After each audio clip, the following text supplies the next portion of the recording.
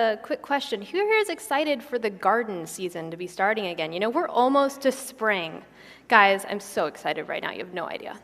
I've already got my seeds back home. They're sitting next to my air vent because my house is kind of cold because I live in Colorado, so got to put them somewhere warm. But although I'm talking about indoor plant monitoring, one of these days I'm going to take this to scale in my greenhouse. It's going to be great, and I'm going to see why they die every summer. I know what it is, guys. It's like 100+ degrees inside the greenhouse. That's why they always die. But yeah, I'm super excited for this.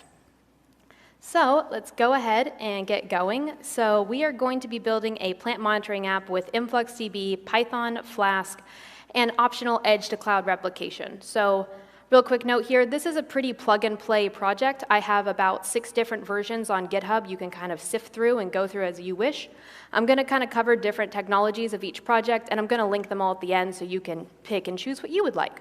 So that's just one thing to keep in mind, is this is very flexible.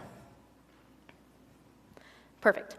My name is Zoe Steinkamp. I'm a developer advocate for InfluxDB, which means that I am an advocate for not only our company, which is open source as well as cloud-based, but I also like to talk to developers about the projects that they're working on, help them get going, listen to both complaints and compliments. We're down for all. And if you don't want to ask questions during this session or you want to connect, you're welcome to find me on LinkedIn. I've been a software engineer for over 8 years, mainly in the JavaScript space, though I originally was trained up in Python, but hey, life happens. So for the overview of our project, so we are going to start with the IoT hardware setup. So if you're somebody who hasn't really worked with IoT devices before, not to worry, ultimate hand-holding coming soon. So we're going to go over everything, and you're going to love what I'm going to have to offer for you. The tools that we're going to use, that's mainly going to be software tooling. InfluxDB overview. InfluxDB is not only going to be the storage for this project, it's also going to do a lot of heavy lifting. Like I said, fully open source, great to use, lots of awesome functionality there. The data ingestion setup, so getting your data ingested into your DB. Flux and SQL, which are going to be 2 querying languages we go over. Setting up edge data replication, otherwise known as EDR. That's an optional part of this project. Data request, get it back out, put it in your own analytics software, or for us, we're going to do some visualizations. And finally, like I said before, the GitHub code base, plus some time will probably be left for some Q&A as well. So, setting up your IoT devices. This is a really nice little diagram here that kind of shows how this project is going to all come together. So we're going to start with our sensors monitoring a plant. You can imagine multiple or just a single one, up to you. But basically, from that sensor, we're going to send our data into our open source Influx data running, our OSS version running. And with that, we're going to store our data into what we call buckets. That's just another word for a database. In this example, we have our original bucket called Plant Buddy, which is where all the, I'm going to call it raw sensor data, goes into. And from there, we downsample it. And I'll go into what that is a bit later, but basically we aggregate the data down, so it's a smaller packet. And in that smaller packet, that's what's actually in our edge replication queue that goes up to our InfluxDB cloud account, so that's the EDR portion. And when it's up in the cloud, we can pull it back down for our Flask application. Now, just like I said before, you could do this all in the open source. You could choose to not use EDR, and then from there, instead of this wonderful clouds, I forgot my mouse is over here. All this wonderful cloud right there, you could just get rid of it. Basically, the OSS could just go straight to your Flask application. So you will need, in no particular order, a plant, preferably alive. I've done this with fake ones. They don't seem to respond very well to anything. A particle boron microcontroller or another compatible microcontroller. We have the schematics for both a particle and an Arduino. At least 1 IoT sensor for your plant. I end up with 4, but you can have as little or as many as your plant can really hold, I suppose you could say. And a breadboard with jump wire and terminal strips, which can easily be bought off Amazon. You can also buy them off more reputable sources as well. I'll go into the fact that some of these sensors are, for lack of a better term, a little sketchy. So this is that breadboard schematics I was talking about. This is also available in the GitHub project. Like I said, we have a particle boron and then a Arduino version. We're going to eventually get a Raspberry Pi. It's just been on back order for ever. I don't know when the hell it's showing up. But I have 4 sensors for my plant. I have a light sensor, one that does a dual purpose. It does temperature and humidity for the outside air. And then I have a soil moisture and a soil temperature sensor. So one thing to note, there's lots of nasty reviews online that claim that the soil moisture and temperature sensors, because they're in the soil, are like leaching metals onto the plants. I don't know, I think people just kill their plants and they want an excuse, but just do be aware if you're gonna use these kind of sensors in the soil to just kind of keep that in mind. I've never had my plant suffer. It's an orchid. I thought it was supposed to be complainative. It seems to just live on its own, I don't know. So now we're gonna go into some of the tools that we're gonna use for the project. So Flask is going to be doing a bit of our heavy lifting. Specifically, it's going to help run the local application and routing. It is a micro web framework written in Python. It's super awesome if you guys haven't used it before. I really love Flask for these kind of smaller, what do you call them, small fun little projects. It's super easy to get going and the docs are really clear for it. So as I already said before, we're going to be using InfluxDB for storage. We're also going to use some of the tooling it already comes out of the box with. So some of those tools are going to be the APIs, which I'll go over. Those are going to be like client libraries, et cetera. That makes it so you can easily read and write your data back in and out. It's a high-performance time series engine, which I'll kind of discuss how this is time series data and how it's important, even for a small project like this, that you store your data appropriately. And then finally, a massive community and ecosystem. We have a ton of open source developers who help work on this project, as well as people like me and my coworkers who are there to help answer questions and get you through more difficult times. Sometimes it's just nice to have a community to fall back on. We're going to use, so I'm saying we're going to use Telegraf, but I'm actually not going to go super in depth into it because I'm mainly going to focus on the client libraries. They just present a little bit better. But Telegraf is an open source ingestion agent. It's got about 300 open source plugins, which basically Telegraf is like, we call it a Telegraf file or config file. You can basically edit the config file to have the parameters that you desire, but for the most part, it's built to read from things like AWS Cloud Stream or Minecraft or whatever you can imagine. Like I said, 300 plus plugins, most of them supported by the engineers at those companies or those products. So with that in mind, Telegraf is really great to use. We use actually the execd plugin for sending our data to Influx on the open source build of this, but I also talk about the client libraries because you can use either. Really the biggest reason that you would use Telegraf versus client libraries is if there's a Telegraf plugin available for the tech that you're using. Obviously, you could build it yourself if you wanted. It's open source. You can add as much as you want. But if it's not available, you don't want to do that, or maybe you're dealing with like proprietary software, it's something that's not able to be open source like this, which why would we do that? Then you can go ahead and use the client libraries. We have a few different client libraries. We're going to mainly focus on the Python one, but all of these would allow you to read and write. So if you would prefer to do this project in something like JavaScript or Java, whatever language you're more comfortable working in, you're free to do that. Another thing I want to mention is that we have a Flux extension for VS Code. So Flux is InfluxDB's internal querying language. So what this allows you to do is write the queries, write tasks, which are basically Flux scripts that run on a schedule, checks and notifications.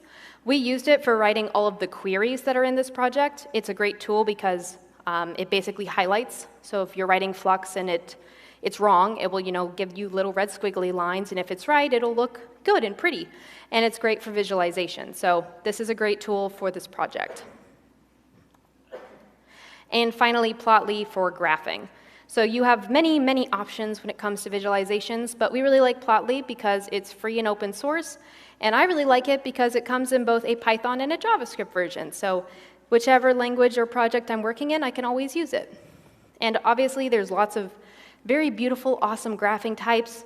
We picked the most boring, plain one of just a straight line graph, but hey, you can get as advanced as you want. You could take it to the next level. So we're going to do a quick overview.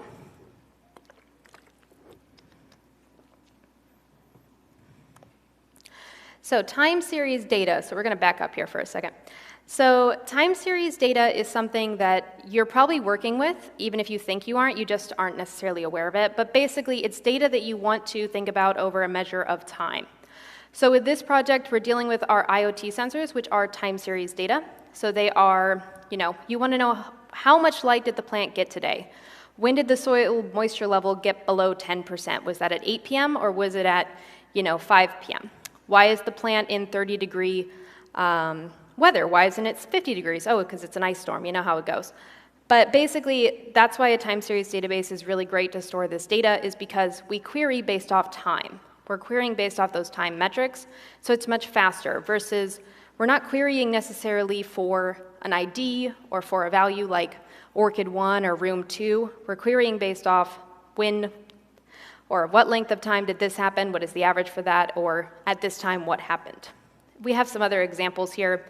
Weather condition is kind of something that I've already been mentioning, but you can even think about your Fitbit. That's all time series data as well. And we like to say that time series is in every application. This is more of a, I guess you could say, what's the word here? This is more of like companies, like this is how companies handle their time series data. It's obviously in things like Kubernetes monitoring and such. And then finally, something to note here is that it doesn't mean that you'll never, for this kind of project, if you were to take it to a bigger scale, you'd never use a relational DB. That's most definitely not the case. For example, I have a relational DB where I keep track of all my plants. I keep them by name. I have things like Orchid in Room 2, location Room 2, Orchid number 1, Orchid number 2. I actually do name my plants. They have funny little names like Oscar the Orchid and stuff, but for this professional conference, they go by numbers. But basically what you can do is you can join them together. Influx allows you to do that, so I have my Postgres, actually I have a Postgres DB for this, where I store all that data, and then I do a join. So I can actually see all the analytics data where it belongs, all the SQL data where it belongs. And these are kind of all the pieces put together that I've already kind of mentioned here. Telegraf, although it is fully open source, we like to call ourselves the caretakers of it. We do take relative care of it. We approve commits, so we don't commit bad things that would screw up stuff. We don't want that. We have the client libraries, which are pretty much fully taken care of by us. Native ecosystem, I'm not going to go into. There's docs for it. And then finally, the actual InfluxDB platform, which has the ability to do the collection, the transformation, the downsampling, and the exciting triggers and alerts. So now we're going to go into the data ingestion setup. So connecting your microcontroller. So real quick note here, I'm not going to go in depth on connecting your microcontroller only because each one is very unique and the setup instructions are going to be very varied.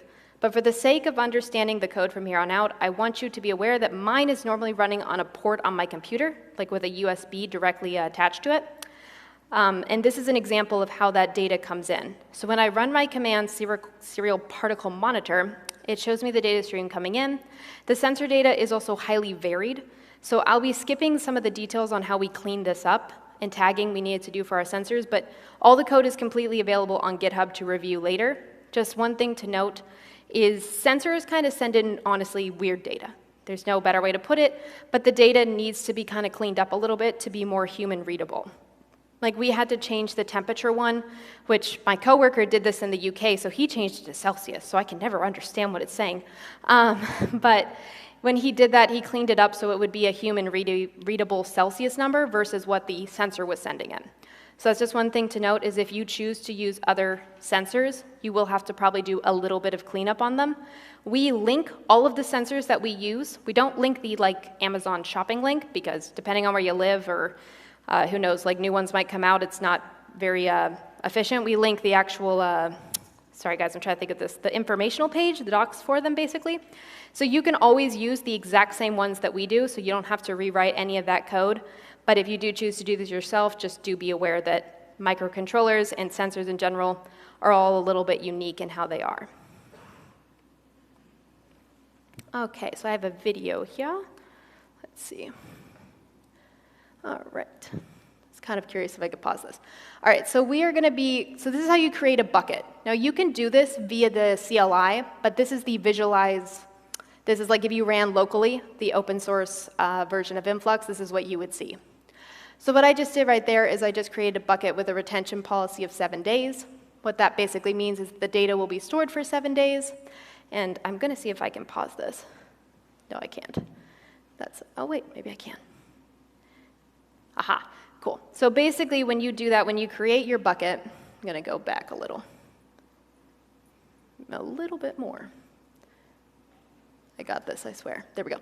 So when you create your bucket, you also have the option to do your configuration. So when you're doing your configuration, you can either do implicit or explicit.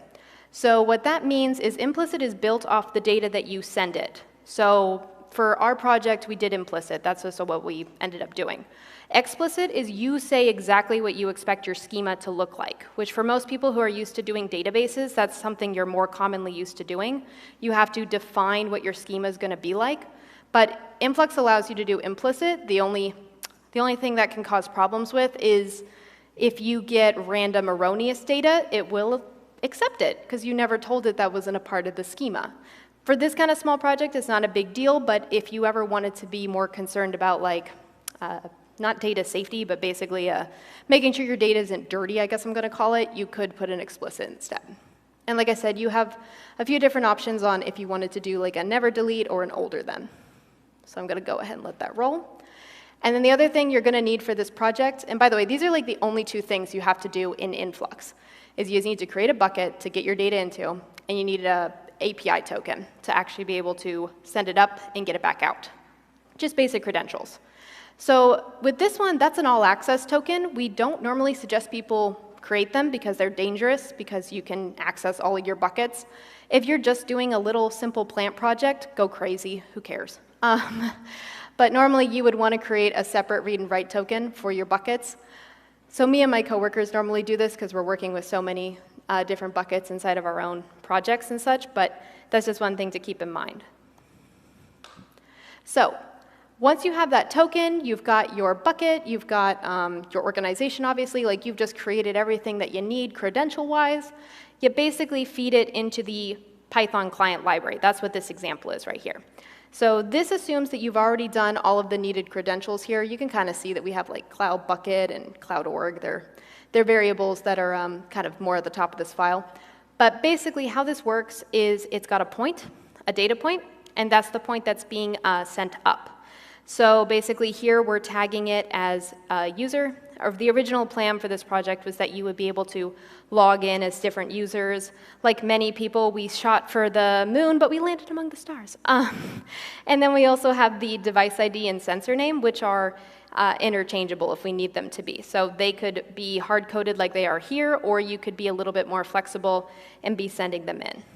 But basically, this creates each data point that we're receiving from our sensors. This is a very small piece of a Telegraf config file. These are about 200 lines long because, like I said, it's very configurable. It's meant to basically run as a cron job file, so it's very editable. What this one's doing is it's just telling the execd plugin what tag keys we are expecting, a few different pieces of arrays. Like I said, I'm not going to go in depth on this one. The documentation for pretty much every Telegraf plugin, at least that we use and take care of, is very, very good, so that's just much easier to look into. So this is also a great example of when you send up your data, how you want to think about formatting it. It's always going to be required to have a timestamp. And when you're using sensors, don't really worry about it because they always give you timestamps. That's kind of the big thing they always give you. They give you timestamps and they give you a value. Sometimes they give you also random other data, but for the most part, they give you a value and a timestamp. And so what you have to do is you have to define the measurement. That's going to be something like light or humidity. And then what we call tag sets are normally the string values. So that can be things like plant location, dining room. Or that's when you would say something like plant type orchid or plant type aloe or plant type mint or something like that. But this is basically how the data would be fed in. And this is a much better somewhat viewpoint of what it actually looks like in the table. So as you can see, I have a measurement where I'm just calling it sensor data. I've got a field of light. I've got a value here, which I don't know how this translates to a light value of 1,337. But like I said, not human readable. And then the timestamp value. And that's going to be a nano Unix X timestamp. So now we're going to go ahead and get into Flux a little bit.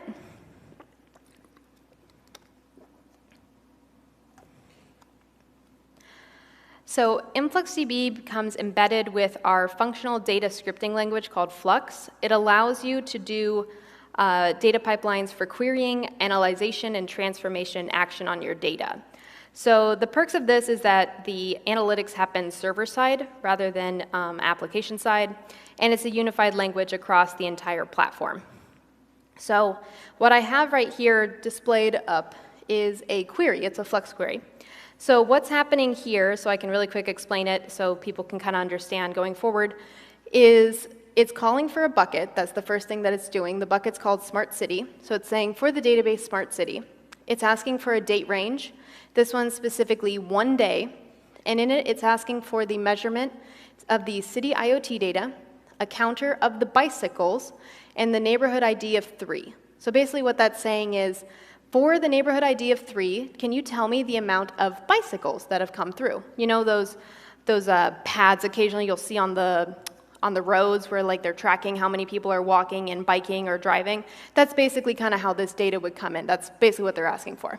And what they're asking for finally is an aggregate version of that. They're saying, give me the mean amount for every hour.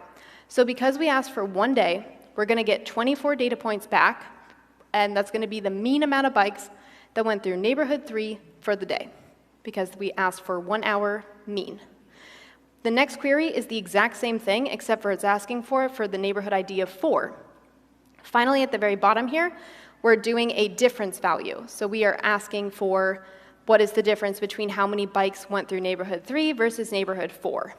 So this is a lot of stuff going on here. Obviously, we're doing querying, but we're also doing aggregation. We're aggregating it down to the mean.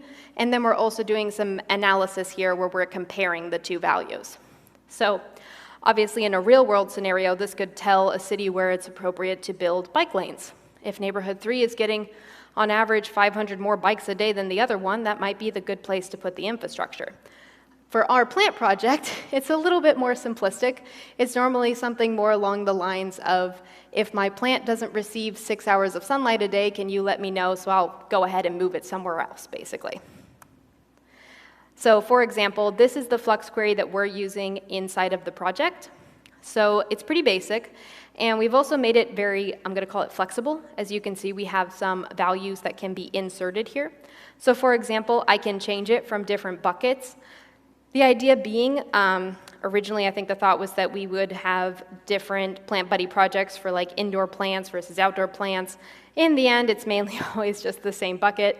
We have our measurement of sensor data, and then the device ID would be, for us, that's the device for the microcontroller normally. So it says something like Zoe's boron, coworker's name, Arduino, etc., and then the field value. And that would be something like light or humidity. So these are all very flexible, so this can be reused. When we get to the graphing portion of this, it'll become a little bit more clear why we built it this way, but basically it's to allow for some more flexibility in the fact that you don't have to keep rewriting more queries. And obviously ours is super basic. We could have done a lot more with it, but this was just something that made it really easy to understand. And to be honest, the querying is the simple part. We'll go a little bit more in depth on the more exciting things like downsampling, task, and alerts and notifications. So one thing that I need to mention now is that change is upon us, at least with InfluxDB. So right now, the open source, everything I've talked about, it's all relevant, it's good to go. But the cloud is changing. We're going to be swapping over in the future to more SQL-based querying. This allows people who are very familiar with SQL to be able to use it. We call this InfluxDB IOX. Now, for those of you who plan to just do this project in pure open source, it's not really a big concern for you. One thing to note, though, is in about sometime late this year, early next year, we will be swapping over to IOX. It will become open source. It's currently being tested in the cloud, and then it will be released to the open source community, so you could basically switch over if you wanted to. But for also, if you're using the EDR version, I'll go over how you query your data back out via SQL, because that's something to note, is if you choose to send your data to the cloud, you have to get it back out via SQL. But I'll also show you how to do it with Flux, basically, which I already have done. So the difference is going to be, it's a columnar database optimized for time series. That's not really that different. Schema on write, same thing that we talked about before. SQL native. and InfluxQL coming soon. That's basically just, it was a hybrid language of Flux and SQL that we used back before I actually worked at the company. This is about 5 or 6 years ago, but a lot of our bigger customers are still using it, so we have to support it too. It's not really important for this, to be honest. The thing it will enable is unlimited cardinality. So what unlimited cardinality means is you can tag your plants as much as you want. You can give all the information you could ever want, which is great in that you don't have to store it somewhere else. Like, for example, as I mentioned before at the beginning, I store a lot of that data in a SQL DB, but now with unlimited cardinality, I can just add all those tags. I can just add everything. And basically what this allows you to do is you don't have to worry about slow querying. Separate storage from compute, separate ingest from query. These are all just fun little things. And the big thing, actually, bulk data import and export, which is coming soon, which I'm super excited about.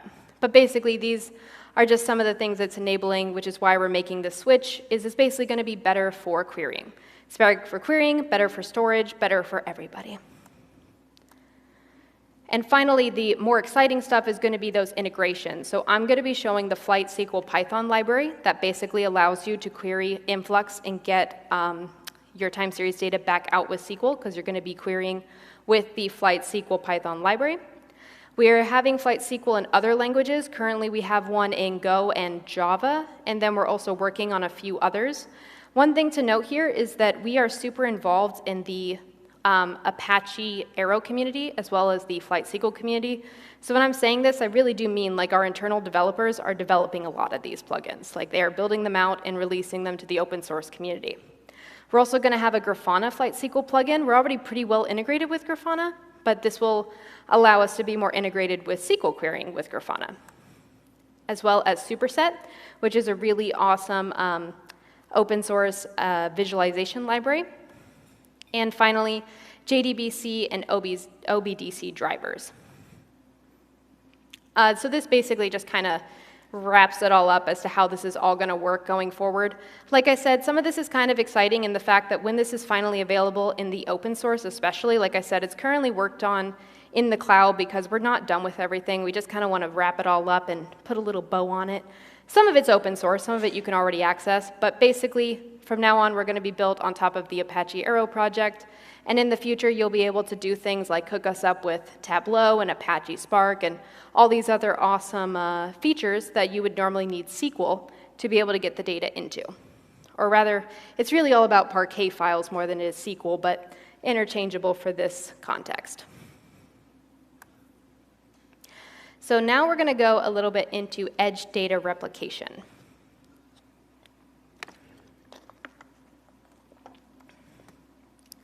So when I say edge data replication, the first thing I want to clarify is what an edge device is, because a lot of people think about a solar panel in the middle of a field. That's the edge device. But your cell phone, when you're on an airplane and you're on airplane mode, is an edge device. An ATM at a bank where the power goes out but the ATM is still working, that's an edge device. An edge device can be your home during a winter storm where everything just went out. Or if you're just me, it's a normal Tuesday and you don't know why the Wi-Fi is not working all of a sudden, you know? It's always Tuesday at 2 and you have a meeting as well. That's when everything goes out. But basically, edge is a lot more close than we think. It's really just anything that you don't want to lose data. And that's why you do edge to cloud. Now, I'm going to caveat here on this. Unless you've got a really serious plant you're monitoring, it's probably not that crazy if you lose data for 30 minutes, but maybe you're a perfectionist like me, and it's intolerable that even a little bit of data is lost. So I use EDR for mine because, one, my house is somehow, although urban, not reliable for internet. And then whenever I do this project at our booth, when we come to events like this, well, you know, conference Wi-Fi, enough said. You know, it's not reliable half the time. I will say, though, Scale does an excellent job. Let me just say that. They do a great job on our internet here. But for the most part, we're constantly losing internet. We're constantly losing our data. And then when we show people our graphs, they look really funny. It's like consistent light and then just like a weird drop. And it's because the data like just disappeared for a second. And yes, we could do some exponential smoothing to make that look pretty, but EDR just makes it so much easier. And EDR is fully built in, so it's not really like I'm doing any hard work to get this going. So basically how this works is you have two commands that you have to run, which I'll show the commands and the instructions in the next slide. But how it works is you have a dist back queue, which will be on your open source. So you'll be running InfluxDB open source. That's the one that you'll, in general, have running on your machine, connected to the, your microcontroller and such. And in there, if it loses connectivity to InfluxDB Cloud, it will start storing your data on that dist back queue. The big thing is you just need to define the bucket and the queue. You just basically need to say this is the data that I want saved. So one thing, if you guys kind of remember at the very beginning of this talk, I was doing that. I had the cute image where I had a bucket on this side, and then I had two other over here, and one of them was the EDR bucket. So one thing I'm doing there is I'm running a Flux command to downsample my data while it's sitting on my open source version. So what that means is it's actually saying, for all of the light data that I get for this past minute, go ahead and downsample it to the average of the minute. And that's the data that I put in my dist-back queue bucket, and that's the one that actually gets sent up to the cloud. So that's really nice in that I don't have to do all of that work when it's already stored up in the cloud. And although this isn't really at scale, I would say, this is a pretty tiny project in all fairness, when this is actually being used at scale, that's pretty powerful to obviously save money and storage, and there's just a lot less data going up that you might not need. So these are the two commands that you would be running. We have, again, this is in the GitHub, clearly a screenshot from GitHub, but basically what you do is you do a remote connection command, which basically says influx remote create, and then you just have to feed it the bucket that you're running on your open source. And then obviously you would need to create a cloud bucket. So basically you do the exact same bucket steps I showed before, but just in the cloud instead of on the open source. And from there, you would just feed it that bucket ID, and you would say, this is the influx replication create. This is the bucket that I wish for my data to be replicated into. So as I said before, this is super, super simple to get going and set up. It's mainly just needing credentials, which are pretty easy to find and come by. Basically just create your open source, create your cloud, go ahead and start sending your data up. So now we're going to get into data requests and visualizations.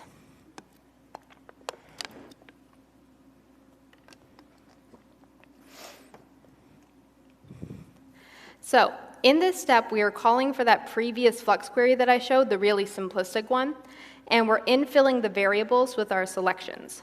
We have, as you can see here, we have our bucket, which is called bucket for this one. We have our sensor name, and we have our device ID. So as you remember, those were kind of the ones that were editable. And as you can see up here at the top, again, once I get to the graphing section, it will all like come together to an extent. But basically, they're being passed in when we're calling for this query data function. We're sending them up to the Flux query, and we're saying, can you bring me back the device ID and the sensor name that I selected? Another thing that we did here, for example, is we said that if there wasn't a sensor name or the sensor name was none, go ahead and change it to soil moisture. We just had a little bit of problems with our project, so that's why we put in that protective if, I guess you could call it. It's not necessarily necessary in your project, but hey, it's always nice to have some fail-safes. But basically, this is the exact same thing in that this is built into the Python client library. So we're just doing query data frame. So we're calling the query API, we're doing query data frame, and we're receiving a data frame back. You can actually get your data back out in a different style if you'd prefer. We have a few different output options depending on the client library of your choice, but we are using data frame because that's what Plotly expects. And in general, that's also what I end up using if I'm porting my data over like to pandas or something. So this is basically a little bit different, but this is the SQL query to do the exact same thing. So as I said before, the one I just showed would be perfect if you were just staying in the open source. Not a big deal, just stick with the Flux. Everything's there and available to you. But if you are going to be using edge data replication, or in the future when SQL is fully integrated, you're going to want to use a SQL command. Part of it got cut off, but basically what it's saying is select the sensor name, time from sensor data, where time equals the past 24 hours. Same query, just obviously a little bit different because now it's in SQL. The other thing is we're using the flight client library, so we're getting that query back, we're putting it into a table, and then finally reporting the table over to pandas. And basically, again, this is all already inside of the IOX version of this project, but basically once we do a little bit of finagling, we get it all set up to be graphed by Plotly. So this is finally graphing out the data, and I'll show some images on what this actually ends up looking like total. But basically what this is doing is it's reusing that query data function. It's just inputting the soil temperature, the air temperature, the humidity, the soil moisture, and the light. So this is, like I said, this makes the code very reusable. I could obviously just keep adding more sensors. I could also probably make it a little bit nicer in that I could organize it by plant as well going forward in the future if I wasn't just monitoring one.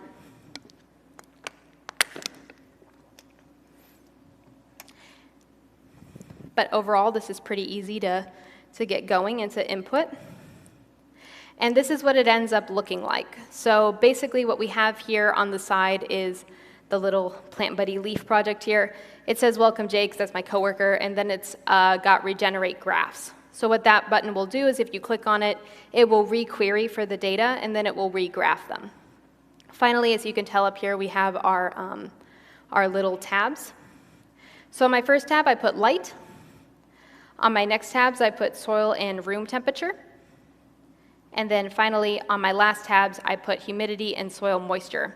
So you could obviously change these up as much as you want. Like I said, we didn't go for the most exciting graphing options that Plotly has to offer, but you can definitely kind of build upon this project and go a little bit further. So now we're going to go into some more exciting stuff, some alerting and downsampling. Right, I'm going to move my thing over here so I can catch it. So what I'm going to be showing is how to build an alert within the UI. Again, you can do this in the CLI if you'd prefer. It just doesn't visually come across quite as well.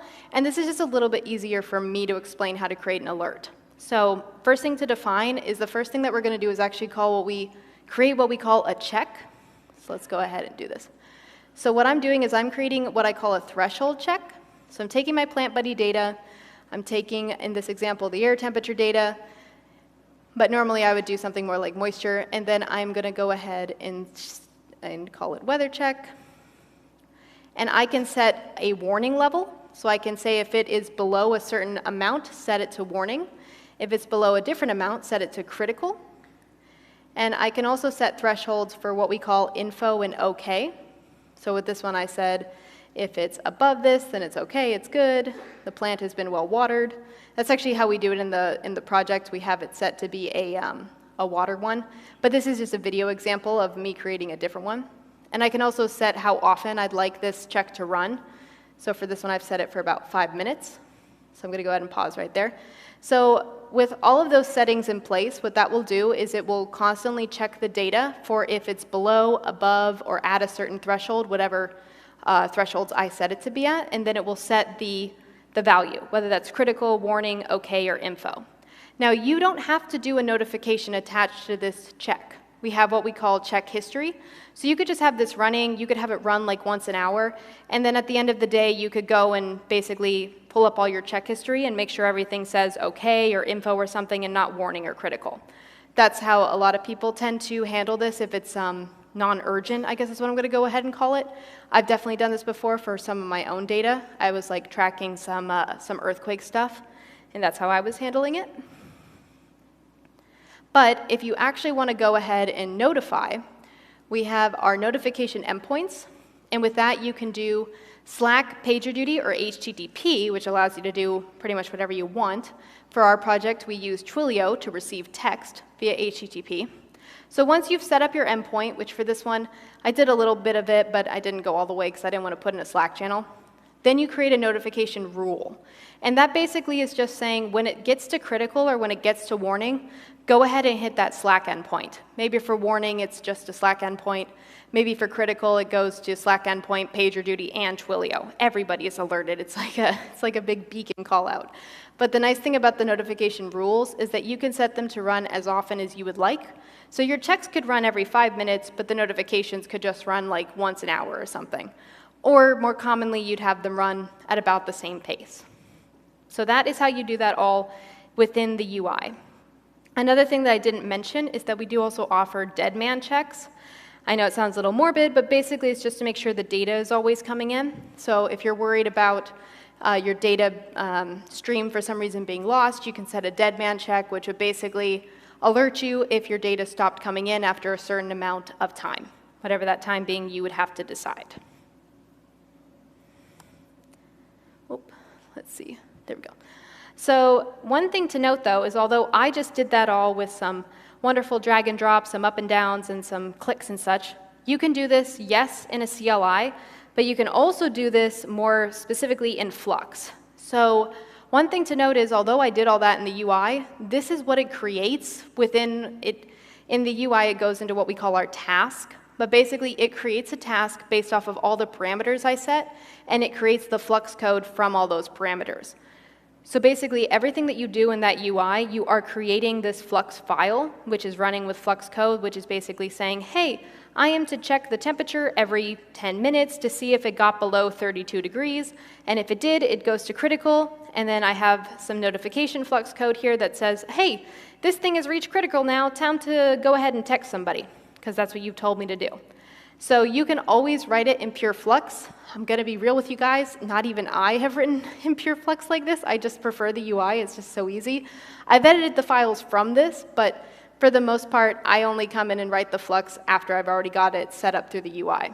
But I just want you to be aware that that is actually what's happening on the underside. That's how it's creating it.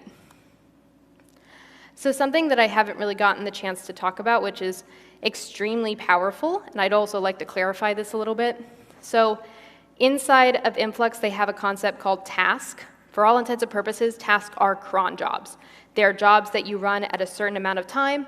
As you can see right here, this one is a downsample task that runs every hour with an offset of 10 seconds. Offsets basically just mean it waits 10 seconds to run and then it gets going, just in case there's a bit of a lag, basically. So, but what tasks do, we normally call tasks in two different categories. We call them downsampling, which means we consider it an aggregation.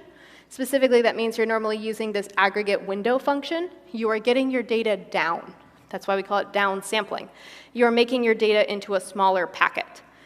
So you would normally do this either first on the ingestion. If you have a lot of control over your ingestion, you might do the downsampling right there. Or you'll do it inside of a task after you've already got it. Most commonly, people will downsample their historical data. So you know, you're alerting on your plant throughout the day, but you don't really care to, per se, keep this super detailed information going forward. For example, one of my sensors on my plant, if I was not to downsample it, it sends me close to 80,000 data points a day. So what I do is every 24 hours, I run a downsample task that says, hey, can you just give me the average light amount it got today or the average temperature for the day? So instead of 80,000 data points being stored forever, I only have 24 data points a day being stored forever. That's a much more reasonable amount to keep going forward. And let's face it, my plants are not in need of super detailed information storage, okay? I'm not dealing with super exciting information like maybe NASA or something. It's okay if it's downsampled. And plenty of people just like to downsample even with their data when they first get it in because they're like, I don't need a data point every second. It's not that important. Please go ahead and downsample it to be the average of every 5 minutes or so. And then the other thing that we like to talk about, which although it's very similar to downsampling, we don't necessarily call it that. We call it cleaning task. So what cleaning tasks are, which I don't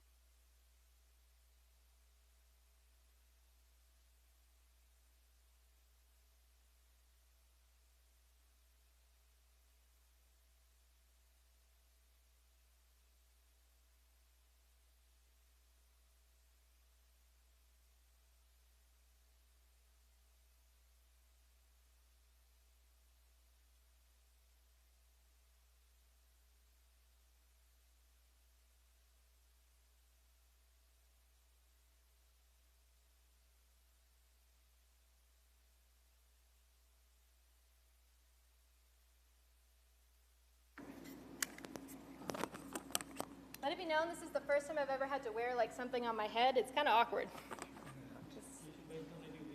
Oh my God. All right. Okay, we are good to go. I already lost my train of thought. Okay, I was talking about cleaning. So basically, the difference in cleaning versus downsampling, and I don't have an example of it up, is instead of aggregating down, you're normally doing something like dropping columns or dropping information.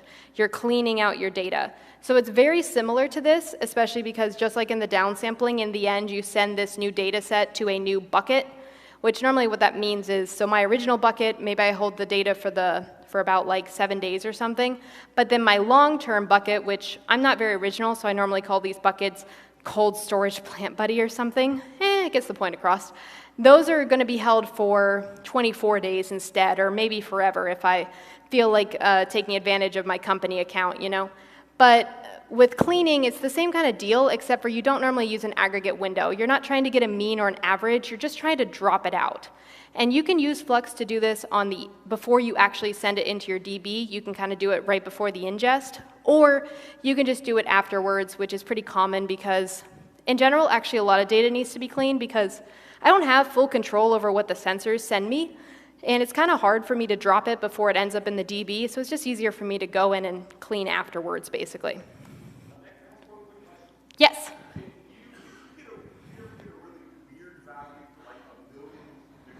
And can you put limits to change it up? So the question was, do I ever get weird values off the sensors, basically? And the answer is yes. These sensors, especially these really cheap ones that I bought, are notorious for just like a light turns off or something, and all of a sudden it freaks out. And it's just like, let me send you a 0. And you're like, what does this 0 have to do with anything? Or it just is like, you know, it's the 59th minute of the day. 0 sounds like a great value, guys, right now. So we actually do a lot of cleanup for those, what do we call them? I think my coworker calls them evil values. I call them erroneous, the more professional term for them. But basically, yeah, we have to occasionally do cleaning just to remove those zeros and kind of smooth them out. So a few next steps that we're doing with this project. So this project is pretty stable online because we're constantly running it and using it. Me and my coworker has a ton of plants, as do I. So we're constantly using it, but we are working on some new features. So one thing we're working on right now is adding Grafana visualization. Grafana is a super, super popular visualization tool. People love it, although Plotly is awesome and open source. Plenty of people ask us, hey, I want to put this in Grafana. And you can do it pretty simple right now, but we're planning to do the Flight SQL Grafana integration going forward. And the other thing that we're working on is doing these downsampling tasks in AWS Lambda and Python and a few other tooling. And the reason for that is as we roll away from Flux, some of that capability is going to be in the new IOX version, but as DevRels, we kind of need to make sure everyone has multiple options, just in case they don't want to use Flux, they want to use something like this instead. So that's some of the next projects that we're currently working on. And so now I'm going to go into our further resources. So this is a great one to take a photo of if you guys want to go find it. So this is the original Plant Buddy project. It's the big, I'm going to call it the main open source one. This one in the purple is the IOX version. That's the one with the SQL integration and stuff. I would suggest if you're not planning to use the EDR or anything like that, just go ahead and stick with the first one, just the full open source. It just makes your life a little simpler.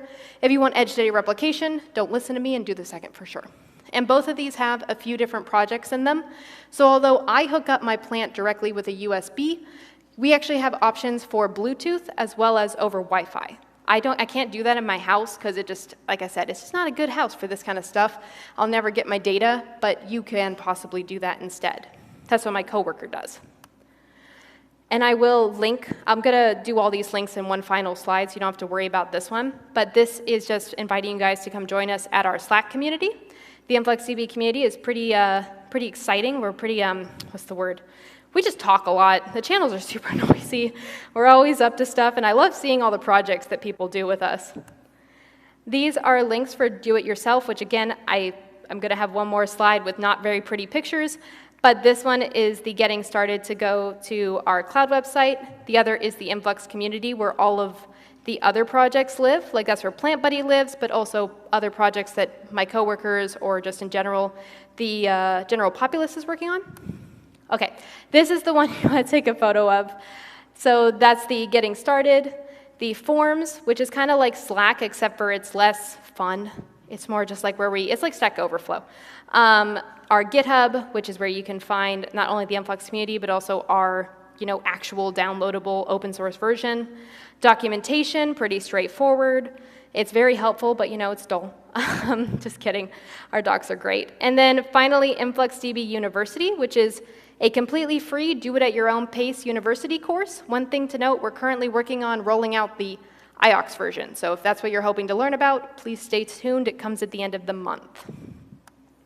Finally, if people would like to ask some more questions, also, anybody who asks a question will get their choice of one of these beautifully colored socks. Isn't this pink one awesome? I love the Cubo. But I like this one because it has the database logo on it. And I think my proctor is ready. So if anybody has any questions. Yes? Assuming like you're doing it probably in your local machine, but if you want to host it in your plant project in some EC2 server, like what would be the memory requirement? So the question is, how would I host this project? So I personally normally use just the Influx Cloud, which is hosted. I choose the AWS option. I can also choose GCP if I'd prefer. You could also host this locally on like your own laptop or your own at-home server. I've seen people do that as well. And if you really wanted to, yes, you could just start hosting it directly to AWS. Actually, funny enough, you could just run, like if you go to the AWS Marketplace, Influx is there, and you could just run it through that. That's honestly the most straightforward. If you're planning to host it anyways onto some kind of cloud provider, I would just use the EDR version, honestly. Just make your life simple. It's going to end up going money-wise to the exact same people. Yes. One sec. Thank you. Yeah, thank you for the great talk. I was just wondering, I don't know if I got a little lost when you start talking about the edge part. My question is, do you support also offline features, and then when you get back to online, like, do you automatically update this? I think I understand what the question is. So when it comes to, a lot of these features are available in the open source version of Influx. So although I was showing a online, like a web browser version of things like creating the notifications and such, that'd be like if you downloaded the open source version and ran localhost. That's what it would look like. So you can do all of those things locally. Does that make sense? Just like, I was just wondering, like, what if you lost connection? Like, you have it on your own, on the edge, but there is no more internet, and you are receiving data from your sensors, right?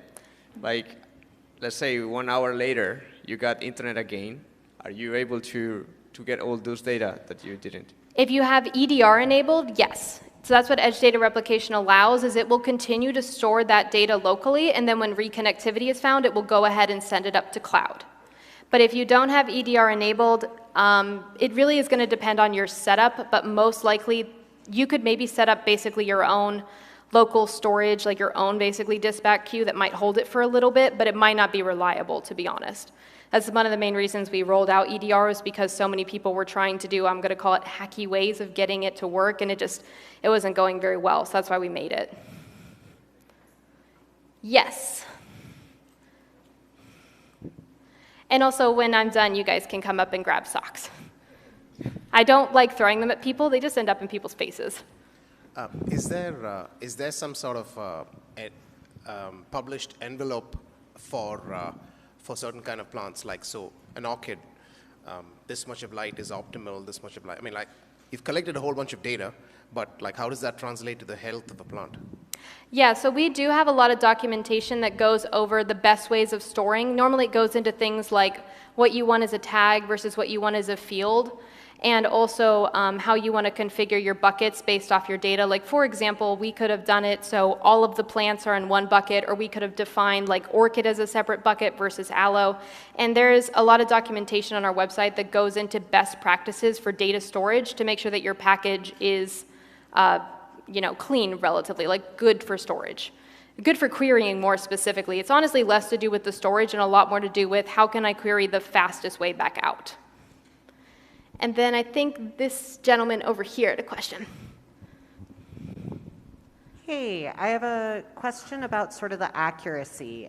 I was wondering, do you think it would be accurate enough to use for something like hydroponics or fish tanks where you might need like a lot of accuracy compared to just like the light for an orchid can be a little bit more variable? Sort of curious there. Definitely. Actually, the original inspiration for this project was one of our clients in New York City. I am trying to remember the name of them right now, but they grow lettuce they grow it at big scale, like in a big warehouse out in Brooklyn, where they have hydroponics full of lettuce, and then they have fish, like I think it's tilapia that they're growing as well. The tilapia feed the lettuce, and I don't think the lettuce feed the fish as much, but regardless, they have that whole system set up with Influx, set up with notifications and alerts, which actually allows them to not have to have as many people on the floor of the warehouse constantly taking care of everything. So that was the original inspiration of the project, is we were really impressed with everything they had done because they were a super tiny agricultural startup for all intents and purposes, and they couldn't afford to have full-time staff constantly just monitoring everything. So they actually set us up on most of their own IoT sensors. So we're monitoring things like the amount of phosphorus in like the water and stuff like that. Like there's just lots of chemicals and in general pressure, and the water needs to flow appropriately. Like we're very much used at scale there. So it could be a lot bigger of a project. Well, if nobody else has any questions, or if you're, I think right, yeah. Just a quick question out of curiosity, like, so what type of plants does Jay like monitor compared to plants that you monitor? He likes the, oh man, what do you call them? Like cheese Swiss plants and stuff, like the really leafy ones. Like I'm a really floral kind of person. Like I like florals. I have strawberries and orchids. And I have a horrible aloe plant that's produced like 100 babies at this point. I hate that thing. It just constantly produces more. But he has the very like very beautiful leafy plants. Like he has the bigger tropical type plants in his house that he actually has to, like take a spray bottle to. I'm not that kind of person. Me and the orchid are good friends because it hardly ever needs watering, but his system is, actually a lot more appropriate. You mentioned that some of the sensors can be a bit flaky. Do you have any sort of general recommendations in this regard? Honestly, the more serious you are, just spend the money and get the high quality ones. So when we did this project originally, my coworker has actually upgraded, so I think he's going to add it to the docs for some of the nicer sensors that he's now preferring to use. You can get, I think you're going to spend more like $3 to $5 a sensor versus like I got a pack of the light sensors. I got like 6 of them for $1. So they were super cheap, and like I said, they're not unperfect. I'd say 90% of the time they're running perfectly fine, perfectly happy, and then 10% of the time, like I said, you switch off a light or something, suddenly a change happens and they kind of freak for a second. But I would say 90% of the time they're accurate. It's more about the human readability, honestly, than anything. I'm more directly thinking about the soil moisture, because those are all capacitants and they tend to dry out the soil around them. Yes. Like I said, lots of people online complain that they are killing their plants by leaching metals, or like you said, maybe they're getting hot. Mine actually recently decided to try to fry itself. Luckily, it was in a fake plant, so it only tried to catch on fire, But yeah, so with that, again, definitely go higher end for the stuff that's going to be inside the soil, possibly especially with water contact, to keep that in mind. And it will also just last longer too. Like mine I've been using for about 2 years, and now it's finally decided to fry itself, but when I go and buy a new one, honestly I have to go buy it this weekend, I'm going to get a much higher quality one so I don't have to worry about it. Right there. I remember you mentioned about like how sometimes the sensors are faulty and send in like weird like input like weird values. So like you talk about like how sometimes you have to like clean that up. So like how did your team like manage to clean that up like usually? So a lot of the sensors have pretty good documentation online where the actual docs will talk about what those values tend to translate into human readable ones. So for example, with the temperature one, me and my coworker read over the docs, and it kind of explained some of the math functionality we had to do to it. To basically, we had to like divide the number and then do a multiplication depending on if we wanted to do Celsius versus Fahrenheit, and then it became a human readable number. Oh, we also had to, what's the word? We had to like get rid of all the values behind the dot. We had to like drop all those, so it was a single solid value. So instead of saying 32.3 Celsius, it just said 32. So that's the big thing, is almost all sensors have documentation where it talks about the cleanup, because it talks about what those values are to the sensor versus to a more human readable subject. So now that you have those sensors and you have the data, you know that something is happening to your plants or anything that you're monitoring. How do you take the action out of InfluxDB? Like InfluxDB tells you, hey, the temperature or something is outside of the good range. Yeah. So then does InfluxDB allows you to do something after that? Or how does it can connect to something else? So if you want to do the threshold check through Influx, then that's how you would do that one. And then from there, you can use an HTTP request to send it onward to I'm going to just call it a notification provider. So that's something like Twilio, which we get text messages from, or PagerDuty, which as many of us know will email you, or Slack, which is just, a messaging system.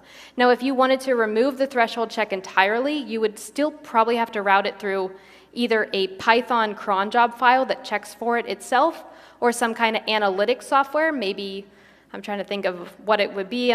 There's a lot of different analytics software out there that might come with notifications built in, or that analytics software would analyze the data for you, and then you could send a notification from that again to a notification provider, something like Twilio or PagerDuty. So it really just depends on how much you want to separate it out. But we've definitely had people who didn't use the Influx checks and notification systems. They've definitely done it themselves in varying, it's normally some other type of, like I said, analytics software or something that they're already using. I think even things like Grafana might come with it as well. I don't look at their product that often enough to know, but I think I have read that it also offers that. Awesome. And if anybody has any more questions, you're welcome to come up here. And honestly, if you guys want, I think we still have some good amount of socks. So as long as our question makers come up first to grab them, thank you guys so much for coming.